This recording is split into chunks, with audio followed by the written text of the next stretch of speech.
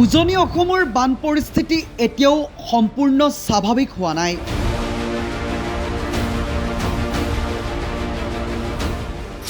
হাজাৰ হাজাৰ পৰিয়াল এতিয়াও আশ্ৰয় শিবিৰতে দিন কটাই আছে।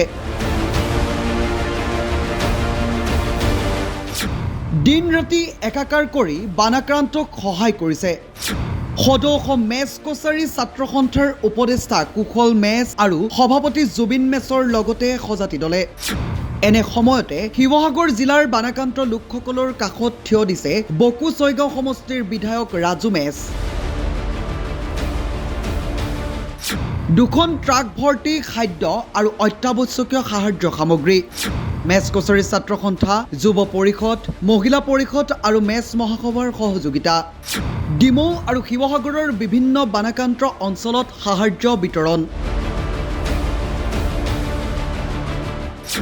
বানপীড়িতৰ কাষত মানৱতাৰ হাত, অব্যাহত সাহায্য অভিযান।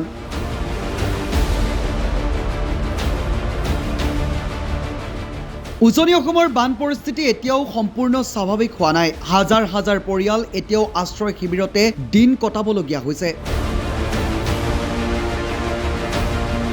এনে সময়তে শিৱসাগৰ জিলাৰ বানাক্ৰান্ত লোকসকলৰ কাষত থিয় দিছে বকো ছয়গাঁও সমষ্টিৰ বিধায়ক ৰাজু মেচ। মেচ কছাৰী সংগঠনৰ সহযোগত তেওঁ দুখন ট্ৰাক ভৰ্তি সাহায্য সামগ্ৰী লৈ উপস্থিত হয় গড়গাঁৱত। শিৱসাগৰ জিলাৰ বানাক্ৰান্ত লোকসকলৰ বাবে সাহায্যৰ হাত আগবঢ়াইছে বকো ছয়গাঁও সমষ্টিৰ বিধায়ক ৰাজু মেচে। সদৌ অসম মেচ কছাৰী ছাত্ৰ সন্থাৰ উপদেষ্টা কুশল মেচ আৰু সভাপতি জুবিন মেচৰ উদ্যোগত দুখন ট্ৰাক ভৰ্তি চাউল, দাইল, খোৱাপানীৰ সামগ্ৰী, শুকান খাদ্যকে ধৰি বিভিন্ন অত্যাৱশ্যকীয় সামগ্ৰী লৈ গড়গাঁৱত উপস্থিত হয় বিধায়ক ৰাজু মেচ।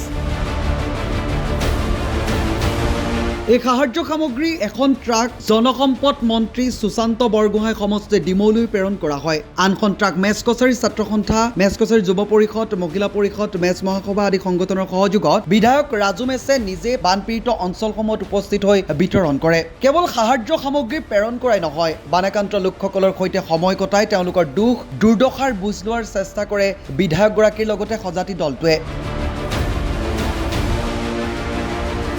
ইফালে তেজপুৰ, নুমলীগড়, গোলাঘাট, ডিগবৈ আদি বিভিন্ন স্থানৰ পৰা সংগ্ৰহ কৰা সাহায্য সামগ্ৰীসমূহ মেচ সংগঠনসমূহৰ স্বেচ্ছাসেৱকসকলে দিনে ৰাতিয়ে বানপীড়িত লোকসকলৰ মাজত বিতৰণ কৰি আছে।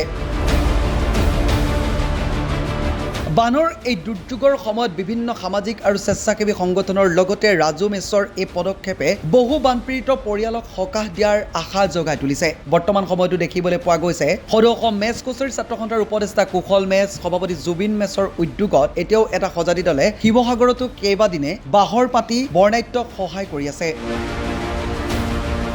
বান বিভীষিকাৰ মাজতো সহমৰ্মিতা আৰু সামাজিক দায়বদ্ধতাৰ এই ছবি পুনৰ এবাৰ প্ৰমাণ কৰিলে দুৰ্যোগৰ সময়ত মানৱতাৰ হাতেই আটাইতকৈ ডাঙৰ শক্তি।